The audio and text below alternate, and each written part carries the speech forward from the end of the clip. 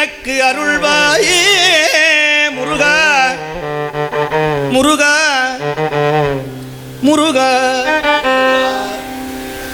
முருகான்னு யார் வாயிலிருந்து வரமாட்டேங்குது. வாரியார் சாமி சொல்லுவார், முருகன் குமரன் குகன் என்று மொழிந்து உருகும் செயல் தந்து உணர்வு என்று அருள்வார்.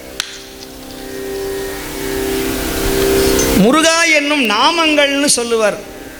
அதென்ன ஒரு பேர் தான் முருகன், அதென்ன நாமங்கள்னு பன்மை தொகையில் சொல்கிறாருன்னா, முருகன்னு ஒரு வார்த்தையை சொன்னால் சிவபெருமானை குறிக்கிற 1008 சகஸ்ரநாம பெயர்களும், மகாவிஷ்ணுவை போற்றுகிற சகஸ்ரநாம பெயர்களும், பிரம்மனை போற்றுகிற மந்திரங்களும் முருகு என்கிற ஒரு வார்த்தையை சொல்லி உருகு உருகும்பார்.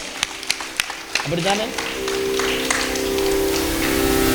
இன்னைக்கு வாரியார் சுவாமிகள் போட்டு வச்ச தண்டவாளத்தில் எல்லாரும் வண்டி ஓட்டுறோம்.